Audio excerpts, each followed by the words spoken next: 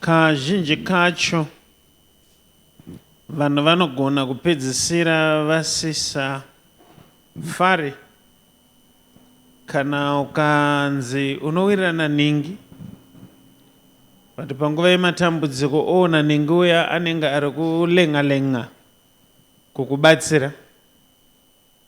Ndakaona marelations mazhinji achikolapsa because of that. Many times if you have a friendship with someone, pane ma-expectations anenge aripo akasiyana-siyana. So nasi ndada kuti ndimboverenga imwe nyaya. Nyaya iyi iri common pakuti inozikanwa. Iri kuna John chapter 11. John chapter 11. Inyaya ya Lazarus. Saka ndiverengerewo neshona timbonzwa kuti nyaya ya Lazarus inogona kutishumira sei maneranasi. Mumwe munhu wakanga achirwara. Kune munhu anzi airwara, munhu yatisati tanzwa zita rake, angotanga nekunzi munhu airwara. Ndobva aita sei mukurwara kwake? Wainzi Lazaro weBhetania. Saka tava tanzwa zita rake kunzi wairwara, zita rake wainzi Lazarus, but kwete Lazarus wese, but Lazarus weBethany. So zvaiitika kudhara munhu aizikanwa nenzvimbo. Kana uchinzi Lazarus waizikanwa kunzi Lazarus weBethany. Kana kuti Magdalene zvaingoreva Mary of Magdala, a city. Kana kuti Simon of Cyrene. Handiti uri kuona kuti pari kutaurwa nzvimbo.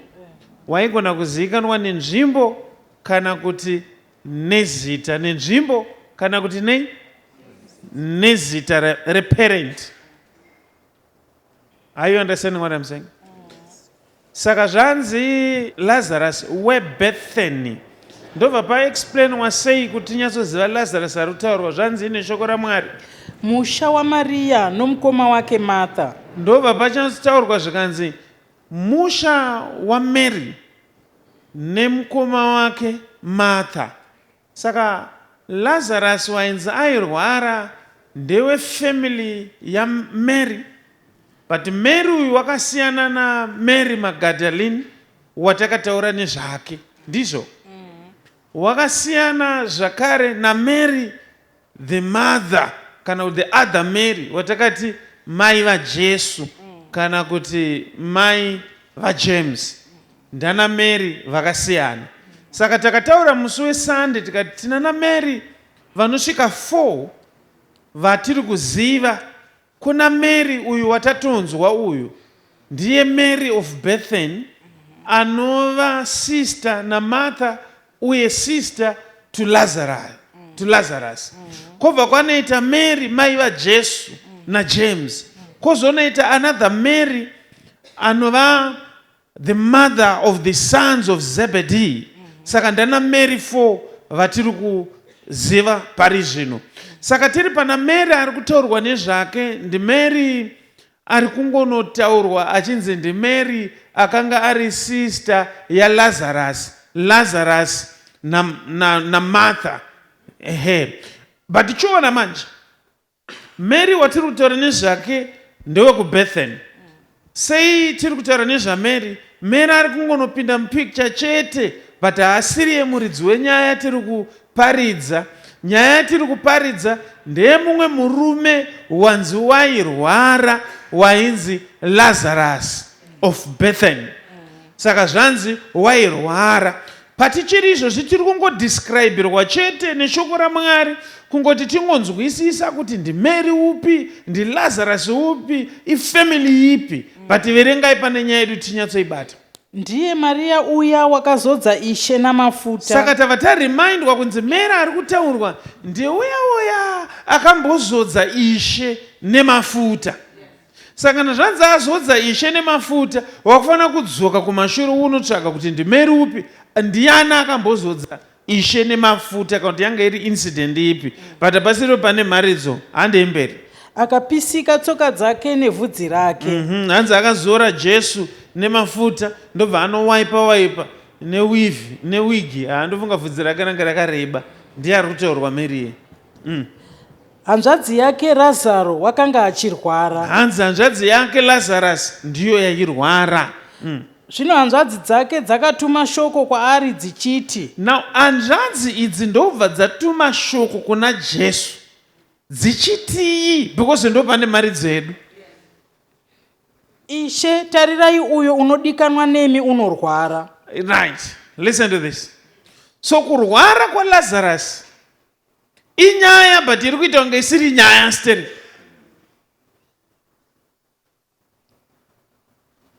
Asi nyaya iri kunoita pakunzi warwarirei nekuti anodikanwa nemi.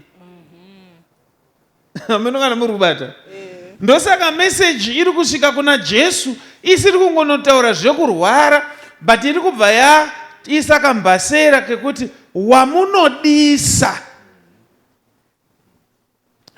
Nyambisirwa kana munhu achidiwa naJesu hatichatarisira kuti munhu arware.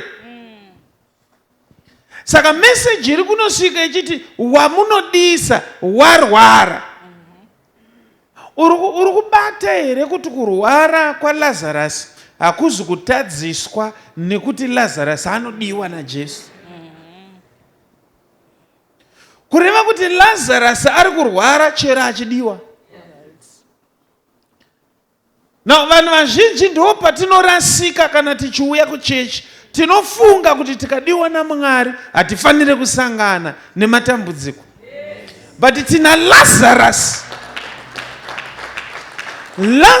ari kurwara, but achinzi anotodiwa, but kwete kungodiwa, but wamunodisa. Zvino kana vanodiwa vakurwara, kweisu tisingadiwewo. Saka zviri kunzi wamunodisa warwara. Ameno ndiri kuparidzira vanheri. Verengai tinzwe. Verse 4. Verse 4. Jesu wakati azvinzwa. Now Jesu ndokubva anzwa message yekunzi wamunodisa arwara. Message yakatosvika kuna Jesu. Abva aita sei? Akabva adedera here? Akasiya zvaaita kuti wandodisa ndiye arwara. Akaita sei paakanzwa message? Akati kurwara uku hakuzi kwokufa. Ndobva angodaira akati kurwara uku hakuzi kwekufa. But haana kuenda kunomuona. Vangani vanhu vari kumudhurira naiko zvino? Murume wakweyo ukamuudza kuti uri kurwara, akaregedza kukutarisa, ungokuti hamusoro iflu dziri kumazuva ano dzinopera, apa jikiwe rinopisa. Konzi saka iwewo una kene nika iwe, apa jikiwe rinopisa. Waunodisa worwara. Zvikanzi naJesu akurwara uko hakuzi kwekufa uko. Ndekwei manje? Verengai. Asi kuti Mwari akudzwe, nomwanakomana waMwari akudzwe unazo. Zvinobatsirei kuti dambudziko rawinaro nderekuti Mwari akudzwe, iwe uchikwangwaya nenhamo? Zvinobatsirei kuti kushaya mari kwauri kuita ndekwekuti Mwari akudzwe, iwe uchirara usina chekudya? Nyambisirwa zvimwe zvinhu zvawinazvo ndizvokungoti ukuru hwaMwari huonekwe pauri chete. Kana kuti nhamo iri kukurova ndeyekungoti kana wazosimudzwa vanhu vazongoona kuti pakafamba Mwari apa. Uri kureva here kuti zvakakuvinga izvi ndezvekungoti zvizongoonekwa ukuru hwaMwari chete?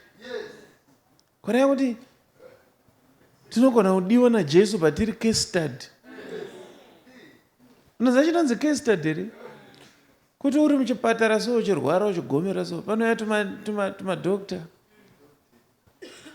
vakakuunganira so vari pakati pekuti uri kugomera kamwe kastudent karotobvunza saka kana achigomera zvinorevei uri pakati pekugomera kachipiwa manotsi. Ndakazviitwa rimwe gore so ndaenda kuborodheo ndakati kuborodheo uku ndo kunoitwa zvemazino ka tangoenda kusemilevha apa ndakapaenda anosvika so chinogara ipapo ndaunganirwa so ndiri pakati pekunongonongonongonwa zino dokta achiexplainera mastudent. Saka mukaona ndikati chinora chakati ichakati ndakazongozumudza ruoko ndakati doko madii mazotsvaka rimwe zuva kana kutsvaka chidhori chokuvadzidzisa handisisiri comfortable kudzidzira panyama yangu.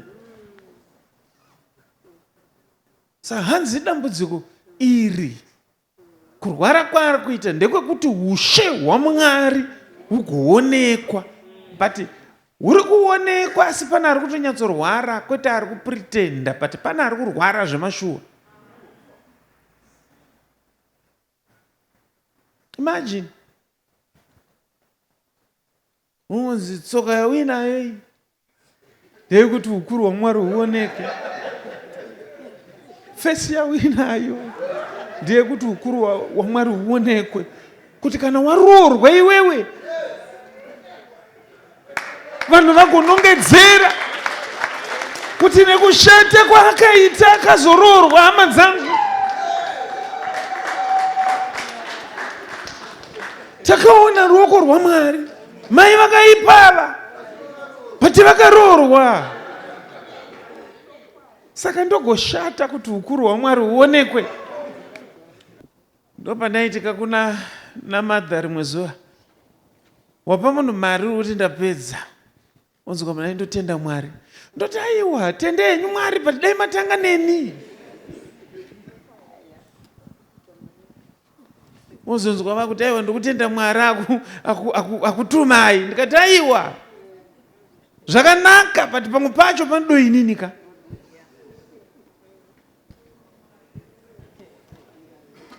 Kuti ukuru hwaMwari huonekwe, mumwe munhu ari pama1 ari kutorwara,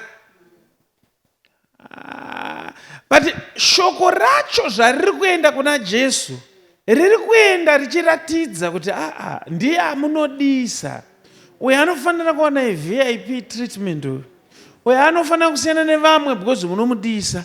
In fact anga asingafaniri kutomborwara because ndiye amunodisa. But vangani vari kurwara vachidiwa naMwari. Nyambisirwa kuuya kuchechi hakukutadzise kuti uite dambudziko iwe uchidiwa naMwari. Dai zvainzi vanodiwa naMwari, regai ndimbokuudzai zvakamboitika. Endai pana Matthew chapter 3 verse 16.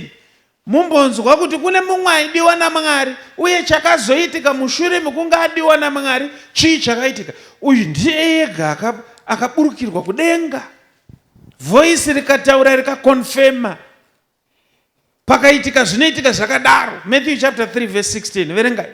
Jesu akati abhabhatidzwa, Jesu apedza kubhabhatidzwa mwanakomana waMwari, pakarepo akabuda mumvura. achibuda mumvura, what happened? Zvinotarira denga rakamuzarurirwa. Denga rakabva ratovhurika. It was a physical thing. Denga ndokubva ravhurika zviri physical. Amene kuti rakavhurika sei, but Bible riri kuti the heaven opened. Ibva denga ravhurika, Jesu wabva mukubhabhatidzwa. Chii chakaitika? Akaona mweya waMwari uchiburuka senjiva. Zvakanzi mweya waMwari wakaburuka senjiva. Ipapo ndo pandinomboparidza ndichiti kana zvichinzi mweya waMwari wakaburuka senjiva, hazvireve kuti mweya waMwari injiva. Nekuti kuburuka senjiva hazvireve kuti injiva. Zvanzi mweya waMwari ndo wakaburuka senjiva, kwete kuti mweya waMwari injiva yakaburuka. Saka chii chakaitika pakuburuka kwemweya waMwari? Mweya waMwari uchiburuka, wakaburuka ukasikonomhara senjiva. Saka njiva inomhara sei? Njiva kana tikaenda kunyaudzo singwi inomhara ichiti pu here? Inomhara ichiti zivha here? Inomhara ichiti kwatara here? kureva kuti njiva kana ichisikonomhara inomhara ichiti zivha zvinyoronyoro. Saka bhaibheri riri kungoti mweya waMwari wakaburuka senjiva, kureva kuti maburukiro awakaita hauna kuswoti pu, but wakaburuka sekuburuka kunoita njiva kana yakumhara. Saka chirekedza hako kuzononyora bhuku ringave rekuchikoro re-religion studies, oro kana kunodhrowa kana kunowisa kamupicture kemunhu ari kunamatirwa aine njiva yakamhara pamusoro. Hakuna njiva yakamhara, but mweya waMwari wakangomhara sezvinoita njiva. Handoona wai tichiita confusion. Even tiri kumusha taizviziva izvi. Njiva yakabhururuka iri one for sorry, dzikangoita two for happy.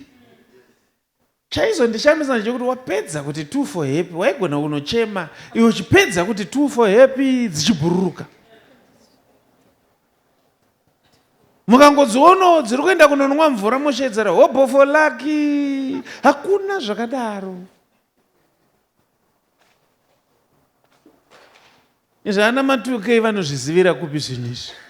Nguva yekutarisa mudenga vanoiwana kupi, vachiona njiva vanenge vabva paTiktok zvarini.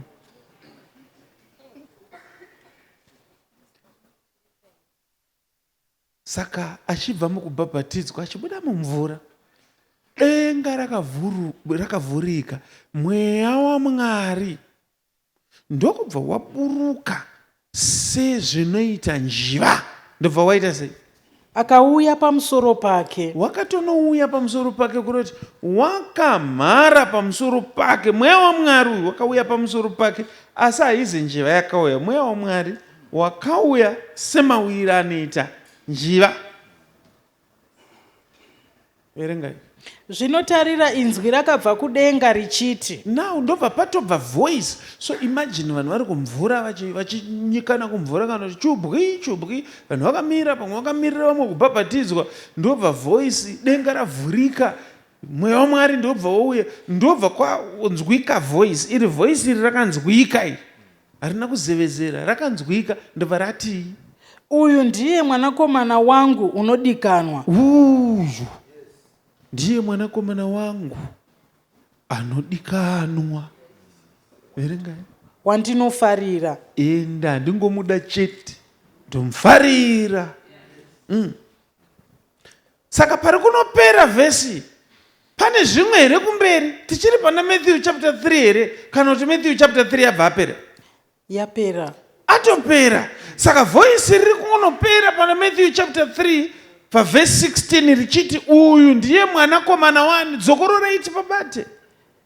Uyu ndiye mwanakomana wangu inini unodikanwa, ndinomuda, wandinofarira. ende ndomufarira. Vhesi ndobva yanopera, chapter ndobva yapera, Matthew chapter 3 ndobva yapera. Saka ndikanopedzera pakunoverenga Matthew chapter 3, the following verse ndakutanga kutarisira mwana anodiwa achispoilwa, mwana anodiwa achiitirwa zvinogara zvakadaro, mwana anodiwa achiitirwa zvinoratidza kuti anodiwa. Because voice haringangovhurika denga haringangovhurika kazvogumira ipapo. Saka toda kunonzwa kuti patiri kupinda paMatthew chapter 4 anodiwa chii chaazoitirwa, nokuti takaparidzirwa kunzi kana tichidiwa zvinofanira kuvhurika. Saka toda kuona anodiwa kuti pavhesi inotera akanzi chii. Saka chiendai pana Matthew chapter 4 tichinzwa anodiwa manje. Chapter 4 verse 1. Paverse 1 ndiye mwana anodiwa, pachapter 3 ndo pazvaperera. Saka ngatichinzwai pane imwe chapter. Zvino Jesu wakatungamirirwa nomweya kurenje. Hold on. Zvino Jesu anodiwa ndokubva atungamirirwa nemweya kurenje. Ipapo ndenge ndichinyatsofara kuti ndosaka denga rakavhurika. But paakatungamirirwa nemweya kurenje aienda kunoitwe kuzoidzwa naDhiabhorosi. Aitotungamirirwa kuenda kunoedzwa. Saka nyambisirwa denga ravhurikira kuti aende kunoedzwa iro. Saka muri kureva here kuti vhesi yanoperera pakungoti ari kutungamirirwa kunoedza. Ndozvavhurikira denga here kuti tingozoona kuenda kunoedzwa? Ko kana achidiwa mamutungamirirei kuenda kunoedzwa? Madii kumutungamirira kuenda kunotenga dzimba? Madii kumutungamirira kuenda kunoroora? Madii kumutungamirira kunogara zvakanaka? Why mamutungamirira kurenje?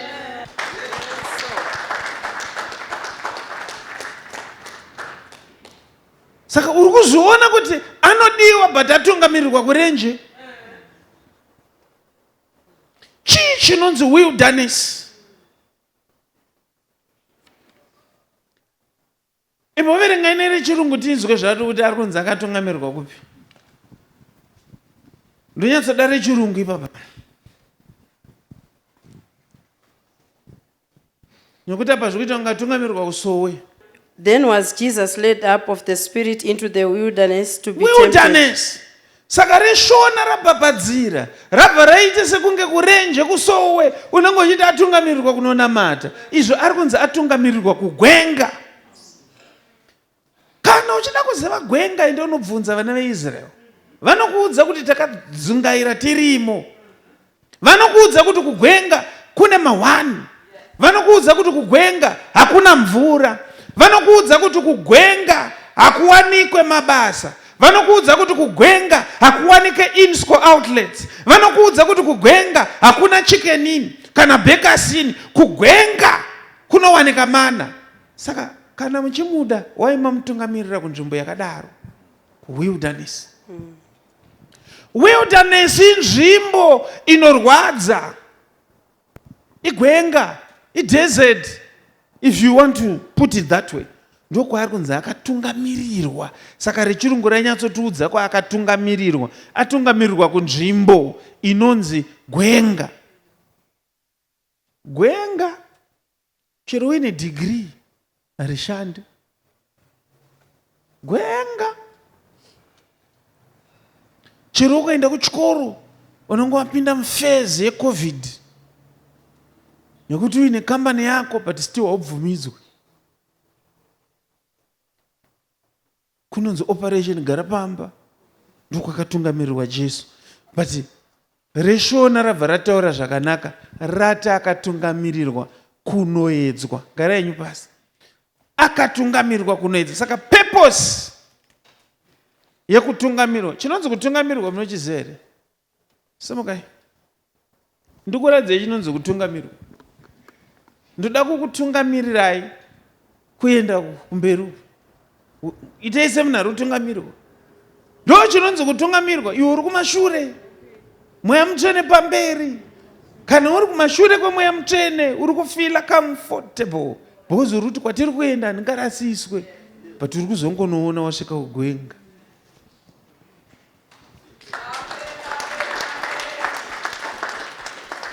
Kana wada unogona kuimagina semunhu ari kusurpriswa.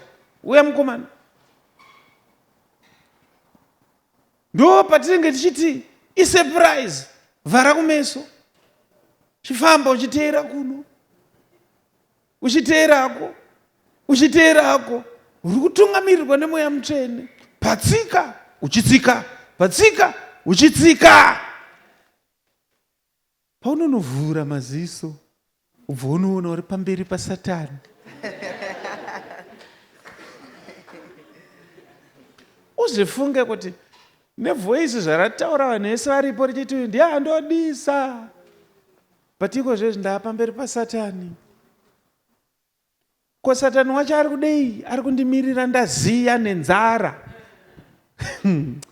Ndo paari kuuya nenyaya yechingwa indakaziya. Muri kuona here kuti vhenu uchidiwa ndo paunosangana nemiedzo mawani. Imi munofunga kuti Satani kana achikuenda pamuedzo anomirira zviripo here? Hausati wambonzwa akachinzara kaunonzwa kana usina mari? Pinda mutauni usina kana kobiri so pfuure nepanobikwa machips so unonzwa komana zhipi ranowirira. Hauna kana senti. Hakuna anonzwa kunhuhwirira kwejipa ine mari kana. unonopinda unopfuura nepashopu, mashopu acho hamene zvaanoita vese vanoita kunge vaakuita zvemakantini nechi, utipfuure pamene kwabikwa mabhanzi, utipfuure pamene pari kunhuhwirira chingwa, inzara.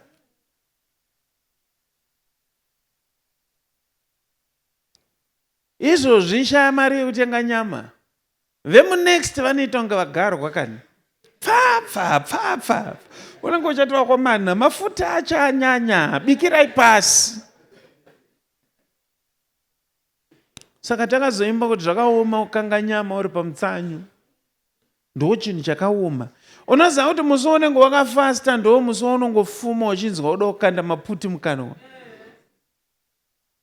Pesapa unosvika 12 usina chawadya, but musi wawangoti nhasi ndakatsanya ndopaunoika kana wakanda buti zvokuti unopedzera kuti wakomana. Saka ndichiri kutsanya here manje, ko ndakudyirei futi. Saka Jesu arunzi akatungamirirwa nemweya mutsvene.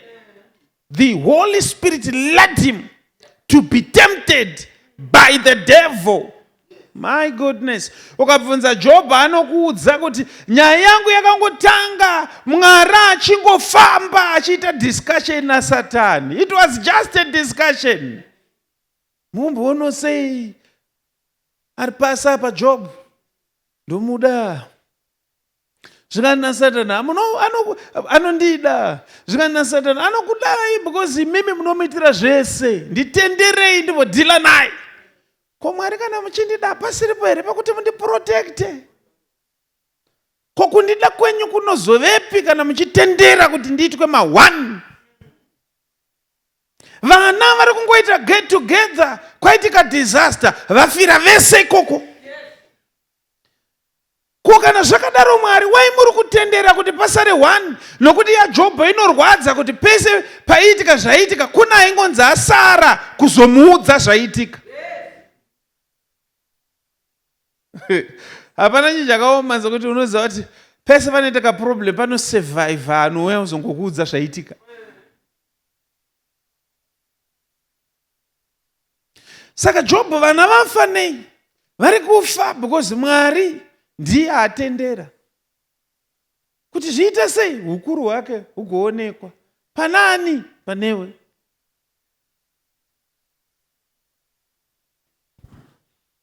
Ndipo panorwadza kana uchibatwa maoko. Indakazoti kana usina mawedzi ekubata munhu maoko, unoziva ungosvika uchiti nematambudziko, zvakaoma chokwadi. Aiwa, nematambudziko chokwadi. Wobva hako. Aiona kuramba wakachonjomara uchitaura zvisina basa pamunhu afirwa maniwe. Zvimwe zvauri kutaura kuitisa wese. Kana usina mashoko ekutaura ibva. Mutauri. Munoziva hapana chinorwadza sekuti munhu anoti so uchindabirwa maroti, chitongotenda Mwari hama yangu. As long uripo. Zvakanaka kuudzwa, but muri kumboziva here kuti mari ndakaishandira rini yakomana iyo?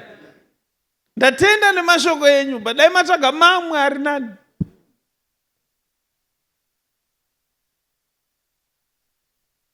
Ndopo unosvika uchichema so tete, murume haana kudzoka kumba. Tete vanoti zvane mazuva mangani. Wati zvakatotanga mari mwezuru. Tete vanoti gara apa mwana wehanzvadzi. Zviri nani? Ini bamukuru wako. Ukangonzwa vakuti ini bamukuru vako. Saka tete, zvekuti wenyu anodaro ndo zvandingafire here ini nakomana.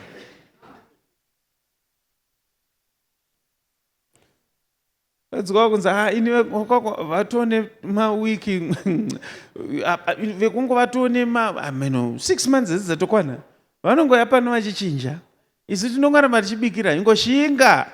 Kana musina chokutaurira munhu nyararai. Dzimwe nguva muri kuitisa wese.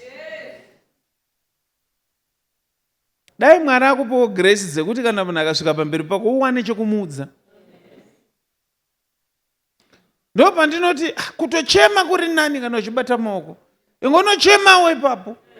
wobvawo wopukuta womusodzi wogara newoda kutonyaradzwa nekuti zvawakutaura izvo kuti zviri nani kana dai zvadai kana zvadai aiwa izvozvo handisi kuda kuzvinzwa ngatichemei ndosaka bhaibheri richitibvumidza kuchema asi rinoti chemai muine tariro.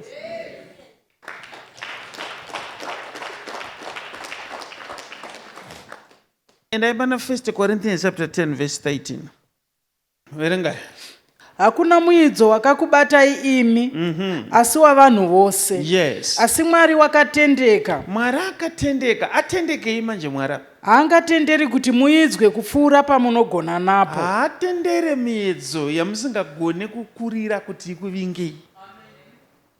Nemamwe mazwi zviri kunzi Mwari anotosiya miedzo ichiuya, anoitendera kuti iuye, asi anogadzira nzira yekubuda nayo, yekuescape.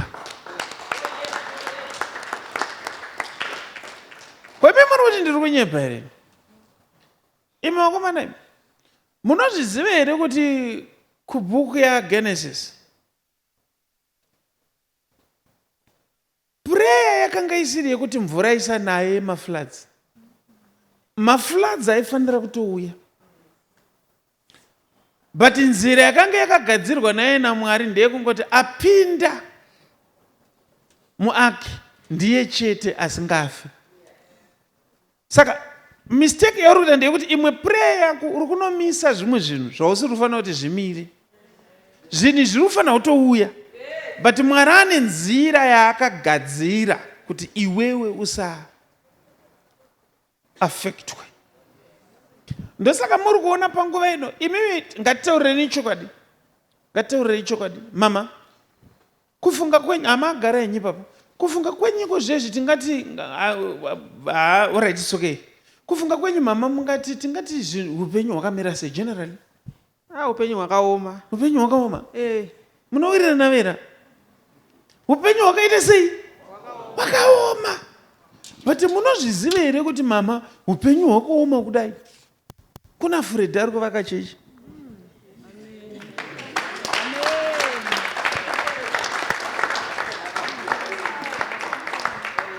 Amen, ndiri kunyepa here? Wakaoma kudai kuna Freddy ari kuvaka chi? Ari kuisa terazo. Nepastaircase muri kuisa chi pamastaircase? Granite. Kuti kana maakufamba muchipinda mudenga apa muri kutsika pagranite stone. Pane malights anenge achiti ngale ngale. But zvakaita sei mama?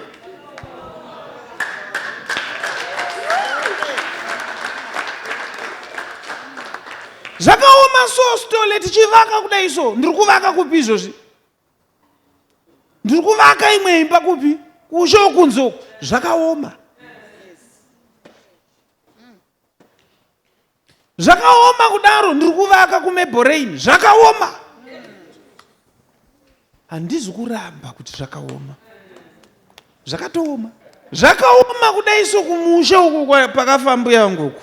Ikoko. Takanoisa chitiubi chokusi kuchera chete. Tikauisa vanhu vekatering.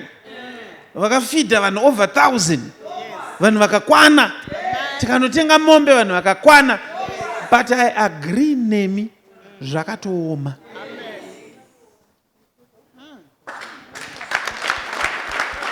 Saka tiri kuti mvura pairi kuuya ndokutooma kwazvo. But pairi kuuya kuna naNoa vari kufadaya varimo muareka. Nokuti inzira yatsvagwa naMwari.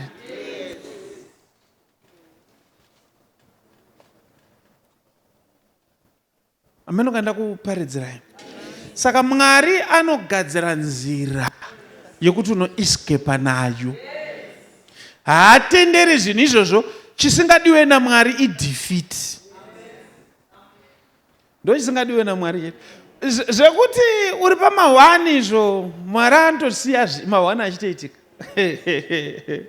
Unoziva yakaitwa Daniel here? Daniel anga atori munhu bho.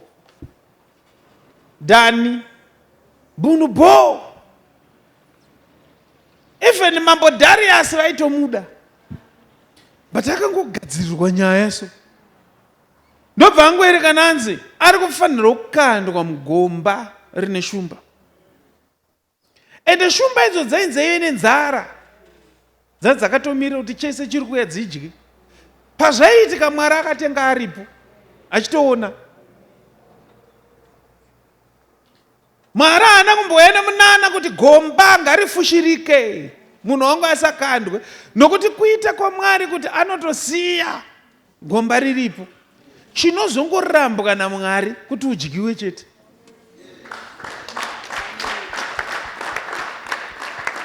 Saka urwere even pana Lazarus hunofanira kuuya, but chinorambwa na Jesu kuti Lazarus hafanira kuzokundwa neurwere.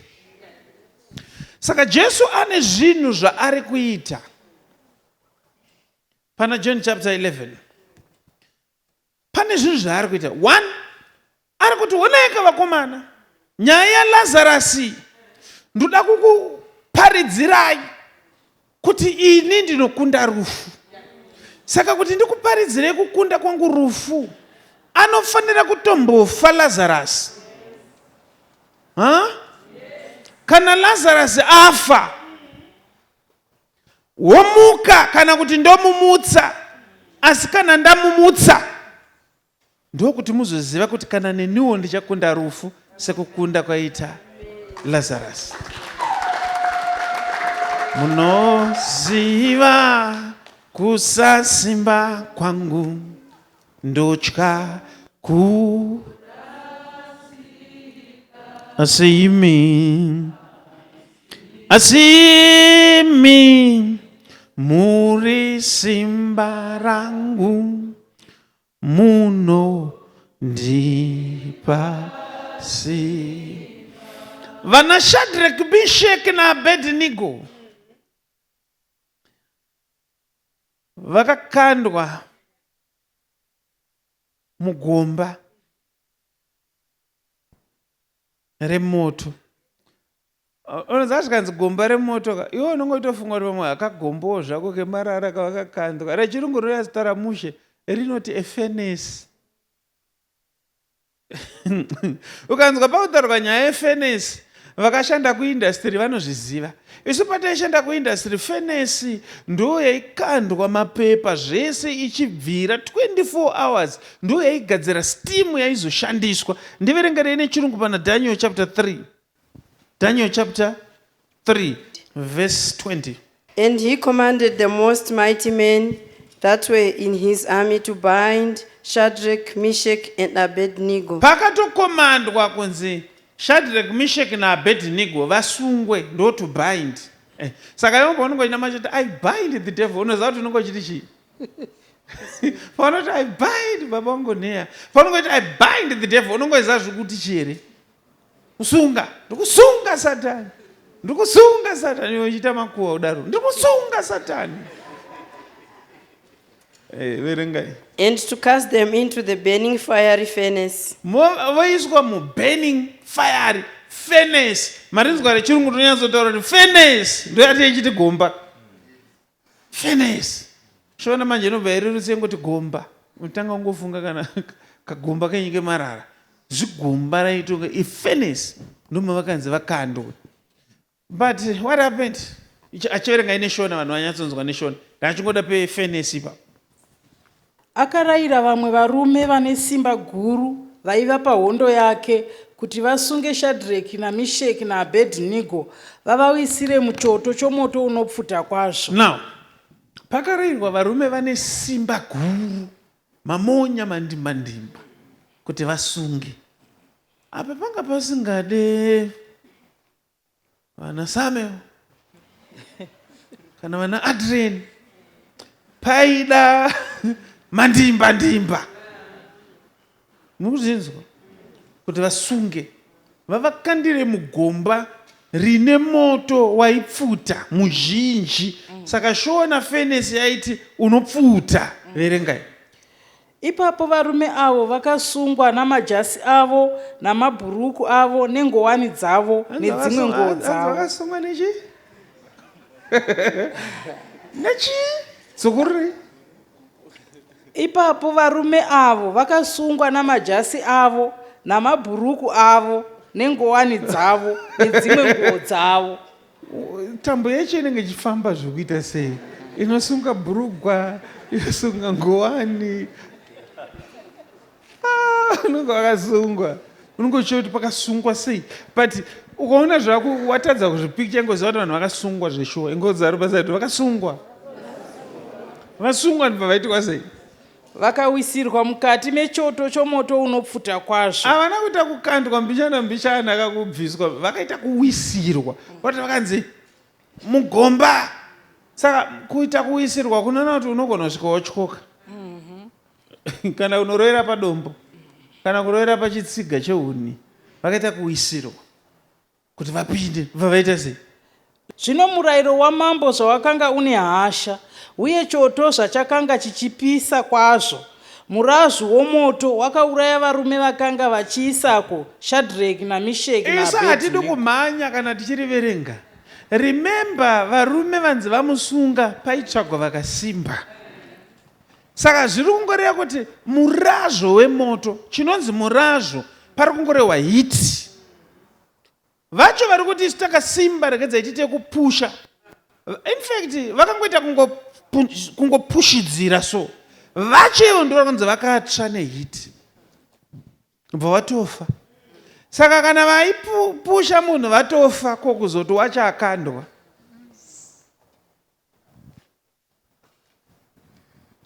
Hamusati mambozviona kuti Mwari anoita zvinoshamisa. Anogona kutotendera kuti accident iitike. Ugoona kuparara kunenge kwaita mota. Wonzi ndo paabuda. Ndo mota yacho yaita accident. Usati wozgonza apona here kana kuti haana, unotanga kuridza mhero wega wangozvidzwa kuti apa bude munhu apa. Ndo paanobuda hake. Achimandanga aita kascratch apa. Kapi. Pane bhodhoro razongonicheka. Kureva kuti Mwari ane nzira yekuti unoescape nayo. Iyo nzira yagara iripo inosiyiwa naMwari. Saka pazviri kuitwa Mwari ane pawa rekugona kumisa moto. Kungoita munana wokungoti moto uti tonho zvaigona kuitika. Kana kuita munana wokuti gomba ringofuma rafuriza zvaigona kuitika, but Mwari haana kuzviita. Akatosiya. So ava vafa vafire ya. Ukaverenga Bible musho uchaona kuti vafira kuti ukuru hwaMwari huoneke. Saka uri kuona here kuti zvinhu izvi it depends kuti uri kusaidi kupi. Unogona kutofa, kutokita, kutoenda kungoti ukuru hwaMwari huoneke. Kungofa fanika kudhara chirwere chati chikakubata chaikupema musoro. Kune vakatoenda nechirwere ka. Ukavabvunza kuti vakaenderei, vakangoendera kuti vanhu vadzidze kuti ukadai unofa. But vanhu vari kudzidza newe machi. Dai Mwari akuchengeta.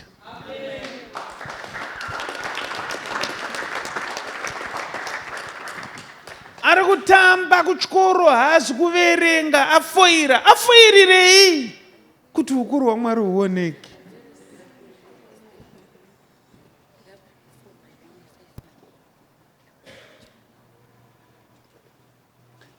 Mwari ngaakuitire zvakanaka kani. Verengai. Pavhesi 23. Varume ava vatatu, vana Shadhreki naMesheki naAbhedhinego, vakawira pasi vakasungwa mukati mechoto chomoto waipfuta kwazvo. Ndosaka ndati ngatisamhanyei. Saka kana chinzi vakasungwa, munoziva kuti vakasungwa sei? Tambonzwa masungirwo avo. Vakasungwa bhurugwa. Vakasungwa masungirwo nemusoro ndo masungirwo avakaita, ndo mawiriro avakaita muchoto. Vakasungwa kudaro. Moto waibvira kwazvo. Ndobva vaita sei? Ipapo mambo Nebhukadhinezari vakavhundutswa nokukasira kusimuka, akataura akati kumakurukota ake. Mambo Nebhukadhinezari, he was shocked. Ndobva asimuka. Ndobva atenga kutaura nemachinda, akataura achiti, hatina kuisira varume vatatu vakasungwa. Vanga vasiri 3, Shadhreki, Mesheki naAbhedhinego. Zvikanzi mukati momoto here. Hatina kuisira 3 chete here moto. But kwa wechi 4 verenga. Ivo vakapindura vakati kuna mambo. Zvikanzi ndo zvataita. Ndizvozvo mambo. 3 chete. Iye akapindura akati. Zvikanzi na mambo. My eyes are playing me tricks. Tariraiko. Tarirai ndinoona varume vana. Ndikuona 4. Vakasununguka. Vachifamba mumoto. Kusunga nemabhurugwa nechizvese kwamanga makaenda kwaenda kupi. Nyambisirwa tiri kusevha Mwari wokuti ife ndakasungwa. Chero mama akatisungwa nemabhurugwa. Anosununguka nezita raJesu. Imagine. Saka tine miracle yekutanga ndeyekuti moto havana kukuwara nekupushwa. Miracle number 2, moto hauna kuvapisa. Miracle number 3, vakasununguka. Kana paina anga akasungwa manerana asinga asunungurwa nezita raJesu. There is always that man anomira newe. Pane wechi 4 ari kuonekwa. Pana Jesu ari kuonekwa akamira newe. Mudambudziko rako iroro pana achaonekwa akamira newe mwana wemuAfrica. I love it. Ini ndo pandinoti kana shoko richitaurwa unofanira kurinzwa. Saka nai Mwari masiri eko vachimbopinzwa mukati. Madi maita kuti gomba risatombovepo. Mwari anotaiwa. Ina handirambe kuti vanhu vauye nemiedzo. Vanhu ngavauye nemiedzo yavo. But chandinoramba idefeat nemiedzo yavo. Hatisi kuramba kuti vanhu vauye vaine zvavakakurongera. Mwari haarambidze vanhu kukuplota. But Mwari anorambidza vanhu kubudirira paploti yavo. Mwari haarambidze vanhu kugadzira zvombo. Asi anorambidza zvombo kuti zvibudirire. No weapon fashioned against thee shall prosper. Zvombo hazvirambidzwa kugadzirwa, but kubudirira kwazvo. Zvombo ngazvigadzirwe. Vanoroya ngavaroye, but kubudirira kwavo pauroyi hwavo. Mwari haarambidze vanhu kukuvenga. Vanokuvenga ngavakuvenge, but kubudirira kwavo pakukuvenga kwavo ndokundorambwa. Ndoda kuti uone kuti chese chinoitwa naJesu yaive mharidzo. Dzokera kuna John chapter 11. Patangira paverse 20. Zvino Martha wakati achinzwa kuti Jesu wouya. Martha akati achinzwa kuti Jesu akuya. Akaenda akanomuchingamidza. Ndobva aenda akanomuchingamidza. But remember vanhu ava vakanga vari mafriends. Kwaiti Martha, iye Mary na Lazarus, they were friends naJesu. Ndizvo. Now, kuti muunzwe zvandiri kutaura, verengai verse 11 chete. These things said he, and after that he said unto them, Our friend Lazarus sleepeth, but I go, that I may be awake him. Our friend. Unokuona kuti Lazarus aitonzi naJesu, our friend. But ari our friend, aifanira kutorwara. Vakomana kana muchiuya kuchechi muchifunga kuti kana magoya kuchechi hamucharwara, mahwanenyu. Kana muchiuya kuchechi muchifunga kuti Jesu zvaari hama yenyu kana shamwari yenyu hamuchashaya mabasa, mahwanenyu. Uri kudhila nemunhu, uri kudhila naJesu anoti anogona kutoona uchitsvaga basa agokutarisa. Akakutarisa so. Unaona Jesu zvaanoita nemamwe maitiro anoita so. Anofamba pamusoro pemvura. Uyu Peter, vamwe vese votanga kukwata voti chipoko chi vari 12 vakakwata. Ndobva kuita one ane magatsi Peter. Ndobva ati, Ishe, kana murimi, bid me to come. And Jesus said, come. Peter ndobva atotanga kufamba pamusoro pemvura. Ari one. Rimwe timu rese riri kukwata kureva kuti Peter ari nani panaro. Zvinonzi pakangoitika mhepo hamene kwayakabvawo nako, nokuti mhepo ndo inovhundutsa. chinonzi mhepo isituation inovhundutsa. Angoona mhepo akatanga kuita kakudhauta, ndobva atanga kunyung'ura. Akanyung'ura ari kupi? Akanyung'ura kutosvika pana Jesu. Jesu ndobva aita sei? Jesu akaramba akatarisa. Pita achinyung'ura. Ko Pita anogonyung'ura sei kwaari pana Jesu, uye Jesu murima mutohuya akutonyung'ura? Pita ndobva akurumidza kuziva kuti watiri kudhila naye manjeka unotopafa apa. Aunofa, unotopafa. Pita akazviziva akati munhu kudhila naye ndogonotomanwa makapa apa sekuseka kapa. Ndopa akazoti Jesu ndibatsirei. Bhaibheri rinoti Jesu akabva atambanudza maoko. Nyambisiro kwa Jesu mutori padhuze zvokutotambanudza maoko, but hamuna kutambanudza asati achiedzera. Ko Jeremiah kaanozvitaura anoti call unto me and I will answer thee. Jeremiah 33 verse number 3. Kureva kuti ukasadana adaire.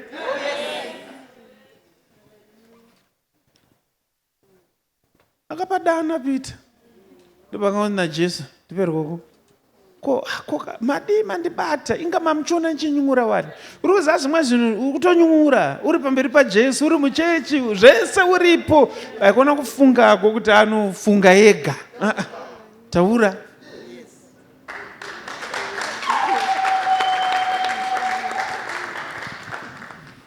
Ameno kana ndakuparidzira.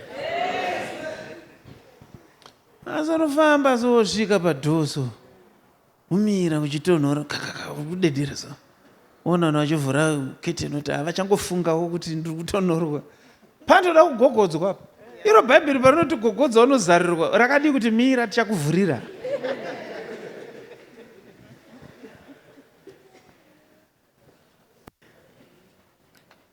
Iwe unofunga kuti Bhaibheri rinonyepa here? Parinoti gogodza unozarurirwa, kumbira unopiwa. Iwe ungosvika ukamira so. Ungoti vanofanira kufunga vega kuti ndiri kunyung'ura after all ndova nditi ndimbouya. Pita unotonwa makapa ukatoshaya. Iwe uri muimba yaMwari ukatoshaya. Iwe uri pamberi pemweya mutsvene unoshaya. Zvakangwarirawo so kuti mukauya muchechi soka imbodena-denawo mweya mutsvene kuti ungoswogara unge chituna.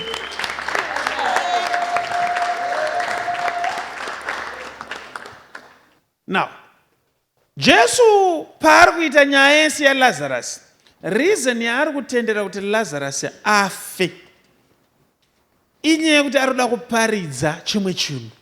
Akatochitaura chitangirai pavhesi 20 tipedze. Zvino Martha wakati achinzwa kuti Jesu wouya. Martha anzwa kuti Jesu akuuya. Akaenda akanomuchingamidza. Now, ipapo ndo pane rumbo runoimbwa panhamo. Maria naMarita vaka naishe dai magara pano Razaro. Zino Maria naMarita ivo vaka taura naishe kuti dai magara pano Razaro. Iwe nyarara, iwe nyarara, iwe nyarara, Maria sachem Razaro. Hai. Zvanzi china Maria na Martha. Verengai. Asi Maria wakagara mumba. Martha akati kuna Jesu, Ishe dai maiva pano, hanzvadzi yangu ingadai isina kufa. Ai manga muri panapa anga asingafi manu. Kunyange zvino ndinoziva kuti zvose zvamunokumbira kuna Mwari, Mwari uchakupai. Ndozviziva kuti zvese zvamunokumbira kuna Mwari, Mwari anokupai. But uda kunzwa mharidzo yaJesu. Why akanga asiya Lazarus achifa? Verengai. Jesu akati kwaari, ipapo ndipo pane mharidzo yaJesu akabva ati chii? Hanzvadzi yako ichamukazve. Ichamukazve. Martha akati kwaari, ndinoziva kuti uchamukazve pakumuka nezuva rokupedzisira. Now, uyo ari kutofunga kuti achamukazve pakumuka nezuva rokupedzisira, but Jesu ari kuti iwe mharidzo yandinayo ndini. Anobva aitaura obva ati Jesu akati kwaari, I am. ndini kumuka neupenyu. Ndini kumuka neupenyu. I am the resurrection and life. Jesu ari kuparidza kuti inini ndini kumuka neupenyu. Ndinotendera kuti ambofa, kuti amuke. Ndo zvimwe chete zvandichaita. Jesu ari kuti atingakundwe nerufu urwu. Tikakundwa nerufu urwu, ko tichaparidzirei hedu? Romans 8 verse 35. Ndianiko uchatiparadzanisa nerudo rwaKristu? Ndiani achatiparadzanisa nerudo rwaKristu? Kutambudzika, kana nhamo, kana kuvengwa, kana nzara, kana kushayiwa zvokufuka, kana njodzi, kana munondo here? Here. Ipo pana here ndo pandiri kuda. So muri kuona chii? Kana zvinzi ndiani achatiparadzanisa nerudo rwaKristu? Kutambudzika here? Zviri kungoreva kuti iwewe even uri muna Kristu, even uchidiwa sezvaitwa Lazarus, pane zvinhu zvausingagone kutiza zvakafanana nekutambudzika kwesu. Chero munondo, chero chii. Hanzi tingaparadzaniswa nezvinhu izvozvo here? Verengai tinzwe pamberi pacho. Sezvazvakanyorwa zvichinzi. Zvakanyorwa zvichinzi chiko? Nokuda kwenyu tinourawa zuva rose. Nekuda kwaJesu tinourawa. Ko kana kuri kuda kwaJesu sei tichitombourawa? Nekuda kwaJesu why tichitombourawa? Handi tirimo here muna Jesu wacho? Why tichimbourawa? Nekuti kana tiri muna Jesu hatichaterisira kakuurawa. But Bible riri kuti nekuda kwaJesu tinourawa. Ndo pandotaurira vanhu kuti kunamata rwendo vana mai. Haizi kids game. Verengai. Takanzi tiri makwai anobayiwa. Takatonzi tiri makwai anoita se? Anobayiwa. Pavhesi 37. Yeah. Kwete, pazvinhu izvi zvose tiri vakundi nokupfuurikisa. Chakangogadzirwa naMwari, it's an escape route. Pazvinhu zvese izvi, matambudziko ese aya, titori makwai akanzi anobayiwa. Tiri vakundi at the end of the day.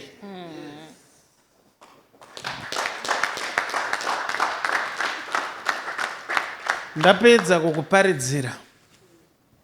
Kana landlord wako atanga kukushora, why uri kushaya rent? Uchienda kuchechi. Unomuti hama yasha. Kwaitombove neimwe shamwari yaJesu yakatofa. Nditoripo. Ndipo unomubvumidza zvona achitaura zvezve. Nditoripo, ndori nani? Lazarus akatofa. Utaura izvozvo. Kusvikira ndafa. Nditoripo. Ukanzwa vanhu vanga kuti kweiwo zvaunoenda kwaFreddy, why zvichidai? Unoti hama yasha. Ratoverenga ka kune vakatombokandwa mugomba rine moto. Ratinoverenga Peter akatonyora Jesu atori a meter away. Less than a meter. Wasiziva sei kuti less than a meter? Because Jesu akazongotambanudza.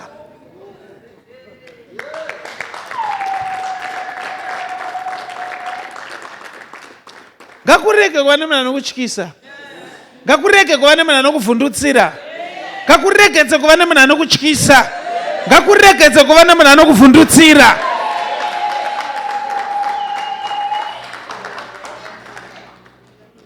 Ngakuregedze kuva nemunhu anokuvhundutsira. Gara henyu pasi. Listen to this now. Isu hatizi kuzonamatira kubuda mugwenga. Vatiri kuzonamatira survival mugwenga. Tadzidza ka? Hatinamatire kuti tibude mugwenga. Tinotongonamatira survival. Tirimo imomo. Tichirarama tirimo. Zvakaoma kudaro, hama yangu. Ndoda kuti uzvizive kuti une upenyu humwe chete. Unoziva here kuti musina imba? It's because mudhara wako aitotaura zvinhu zvakaoma panguva yairarama. Zvakatooma. But kune mamwewo madharawo futi patime iyoyo vakangoti zvakaoma kudaro vakazvimanikidzira zvakaoma kudaro zvikatoita. Chinonyanya kurwadza mudhara wako ndechekuti panguva yacho iyoyo vamwe pavaitsvaga dzimba iye akanga asingatotsvaga, ndiye aitomhanya kunonhonga zvitinuku, utonotora mhodzi yemuavhu utoenda unoti shamwari, pamba yako iyoyi ukadyara uyu unomera, ukatomera muavhu zveshu. Chaanotongoita ndekuti ningi ndishamwari yangu, muavhu uyu ndindakaudyara. Iwe itamushe zikana kudyarira vanhu muavhu pamba pavo, muavhu ndindakaudyara nemupichisi. Ini ndine ruoko rwemapichisi. Aiwa, ita ruoko rwemari yekutenga imba, zveruoko rwemapichisi hatidi. Kuita seiko kasiyana nazvo izvo.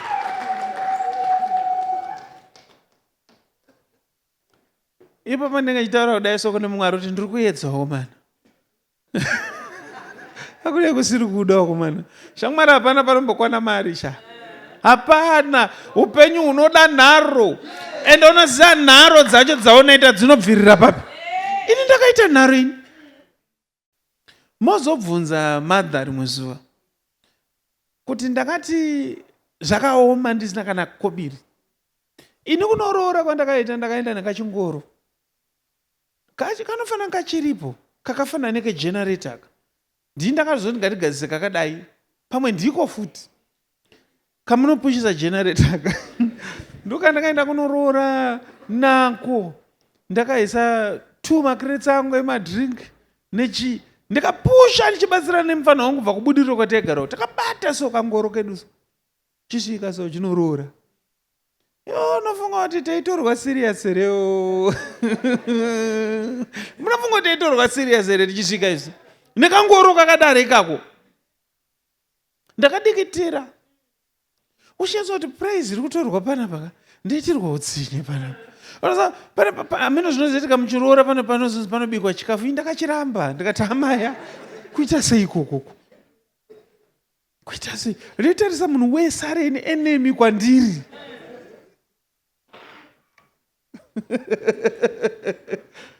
Ngari enemy. Now kuti ubudirire paupenyu, ndakupedzisa, zvimwe zvacho unofanira kugara wakazviudza kuti hapana pachazombonaka zvino. Ndochinje kutanga zvoramba zvakada. Zvimwe zvinhu zvirambe kana hama dzangu, indapedza kuparidza kudhara ndangu kuencourageawo. Zvimwe zvinhu zvirambe so. Hapana pachazombonzi mastenza avhurika. It's now affordable to everyone. Iwe charo zvakanzi mabasa avhurika.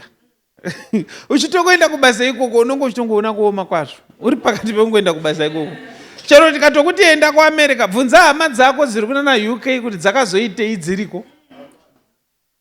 Nokuti dzakaenda dzichifunga kuti iwe isi takapiwa grace, ini ndiri pano ndakapiwa grace. Sezvakaitwa naDaniel ari mugomba reshumba. Anoti Mambo Darius vanoti Danu urimo here? Iye Daniel anobva ati ndiripo. Obva ati raramai nekusingapere mambo. Ari kutonamatira mambo vari kunze, ari mugomba. Takatopiwa grace tiri pano dzekutotumidzira mari dze-airtime kuna avo vari kuchando.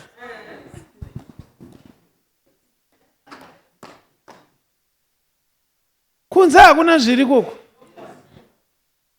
Kunze inyaya vanhu vari kutongoshinga kuti zvino ndikadzoka ndisina chandinacho ndodiko.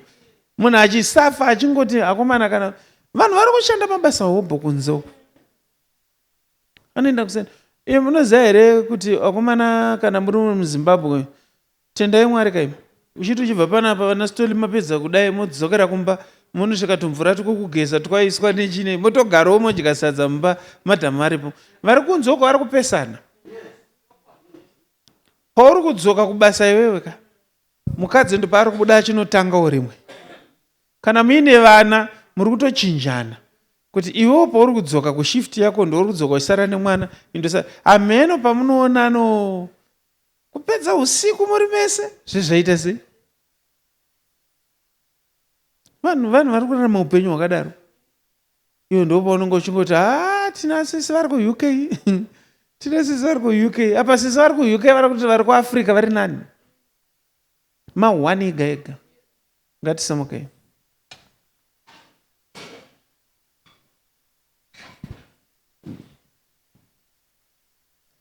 Nyasha ngadzikuchengetei nezita ra Jesu. Father, we thank you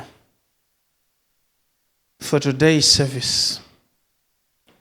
We have learned that even if we are friends with Jesus, even if we are very close like Lazarus, still we get sick. Still we die. Still we face temptations. Still we face tribulations. But in your name, O God, we thank you for your grace. Tinokutendai Jehovah nekuti matidzidzisa neshoko renyu. Hamutendere kuti miedzo yatisingagone kukurira itivinge isusu. But you always look for an escape route. Munotigadzirira kuti tuwane pekubuda napo. Mazviita Jehovah neshoko ranhasi rinotaura kuupenyu hwedu. Chirambai muchitirovedzera mushoko renyu. Imi Mwari ndimi munotibatsira. Kunyange zvakarema, zvakaoma, tichavaka situation ichiramba. Tichatora license situation ichiramba. Tichatora passports situation ichiramba. Tichagadzirisa plan situation ichiramba. Nokuti muri Mwari vanotigadzirisa mikana.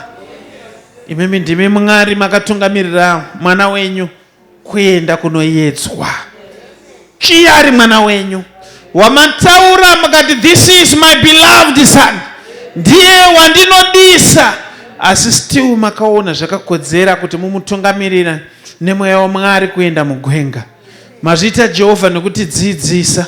Zvizhinji zviri kuitikirwa kunzi ukuru hwenyu ugoonekwa. Kuti tigodzidza kuti pakupedzisira kutambudzika kwese sezvamakaudza Martha mukati, I am the resurrection and life. Tinokutendai Jehovah nokuti ndimi kumuka neupenyu. Zvese izvi muri kutiitira kuti tigone kuziva kuti muri kumuka neupenyu nezuva iro. Kubva iko zvino kudzamara kwekusingapere. Amen.